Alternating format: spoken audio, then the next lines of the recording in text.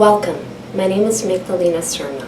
Today I'll be interviewing Ian, who is Canada's NATO's program editor here at the Association of Canada. Thank you for joining us, Ian. Thank you for having me. Great. To begin, I'd like you to tell us a bit about yourself. Tell us about your education and how that has influenced your role here at NATO. Absolutely. So I did my bachelor's here at McMaster University in Hamilton. Took political science with a focus in international relations. And then following that, just recently I completed my master's in intelligence and strategic studies from the University, or Aberystwyth University in Wales. So that was a really great experience, and I got to learn a lot about security and sort of these different arms of how we make policy in international relations and within the government. And it became really interesting to me to look at big organizations like NATO. So that's sort of how I ended up here. What did you do your dissertation on? So my dissertation is on technological innovation and intelligence, the intelligence community.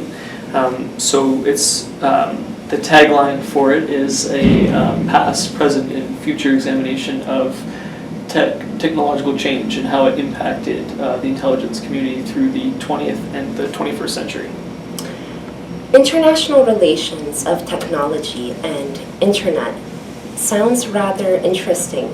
Tell us more about some of the research that you have conducted. Mm-hmm. So like I said before, like a lot of the research that I've done for my dissertation is on technology and the way it impacted the intelligence community. But outside of that, the way that sort of the internet and technologies have impacted the way we go about kind of everyday government as well as everyday life.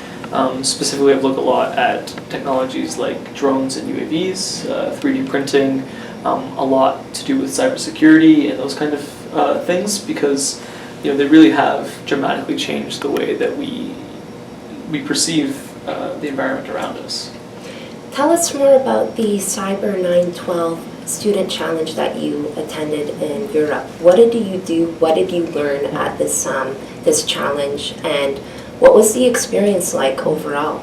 So the Cyber 912 Student Challenge is an event that's put on by the Atlantic Council in the United States. Typically it's held in the US. This year was the first year that had it in Europe. So because I was doing my master's overseas, I decided to attend with a group from my university. The event is based on a crisis game. It's based on an evolving situation around a sort of 9/11-like cyber incident. The incident has already taken place, and so you work in a team to create policy and to suggest ways to sort of mitigate the damage, but as well as preventing things from escalating or happening in the future. So that's sort of what the event was. You got a really great opportunity to connect with industry professionals, military professionals, government, people from all over the world, other like-minded students.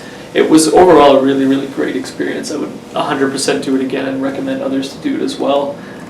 It was just a really great sort of bridge between what I was learning academically and what I was hoping to do in the future professionally. Definitely sounds like it was a rewarding experience. Absolutely. And like it helped you in terms of your academic work that you're currently doing, as well as your professional work. Mm-hmm. So as the new program editor for Canada's NATO, where do you see the program going, and what do you plan on contributing to the program? So there's quite a bit going on right now with Canada and its contributions to NATO. Historically, when people think of NATO, they think of it as a sort of militaristic organization focused on the military alliance. So a lot of what I want to discuss is that military alliance, but looking at other things as well. So the political and the sort of bureaucratic contributions that Canada makes to NATO and how NATO impacts back home as well. Great. Ian, thank you so much for joining us. Our next guest is Michael Oshell. He's the program editor for the International Business and Economy program here at NATO's Association of Canada. Welcome, Michael. Thank you. I'd like to start off by asking you a question pertaining to your education. As we all know, you're a graduate from Queen's University. You successfully completed an honors BA in political science. What topics provided you with an opportunity to develop a passion for international relations and affairs as a result of your studies? So mostly I focused on international political economy. Of course, I studied international relations during my last few years of study. Particularly for me, I'm very much interested in European studies, the EU specifically, European integration. But then at the same time, I'm very interested in exploring kind of emerging topics like migration, issues of resource scarcity, particularly water scarcity, can be really interesting, I think. And very much an emerging topic in international relations, especially for the 21st century. So Michael, prior to NATO, what kind of work did you engage in? So I mostly worked with undergraduate student publications. I was the co-managing editor of an international relations journal for undergraduate students at Queen's University. We published excellent work from the student body on topics like international security, Canadian politics, gender and politics, etc.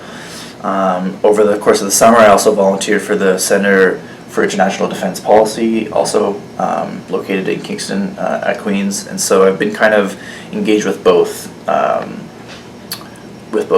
a publication as well as events, and so I think that's kind of where my bread and butter has been. Yeah. So in terms of international affairs and relations, what advice would you provide to the youth out there that are interested in engaging in relevant topics that are currently ongoing in today's world?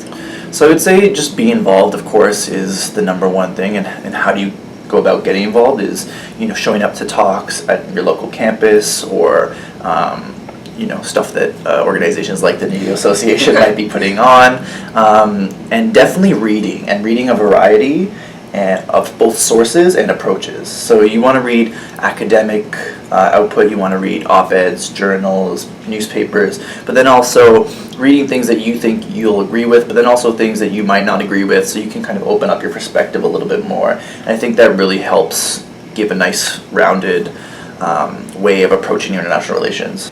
Michael, so in terms of international relations and affairs, what would you say are the current pressing issues in today's world, and why?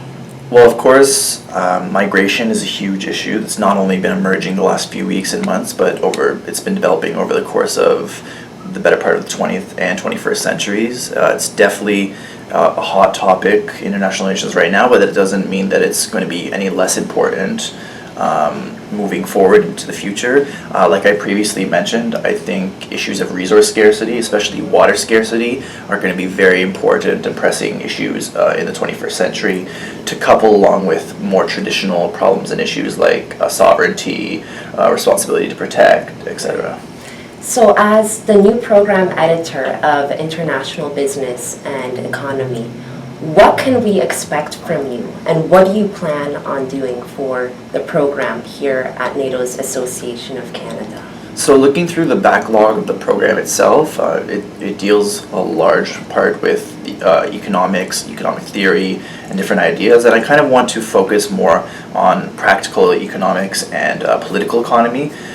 So looking at the economies of the NATO members themselves in Europe and in North America, and kind of giving reports about how they're doing or emerging is quite interesting. Like I mentioned before, I think covering emerging economic and security issues like water scarcity, I mentioned again, and just resource scarcity in general can be really interesting to kind of problematize how emerging issues can be both economic and security related. Great. Well, we all look forward to seeing what work you produce.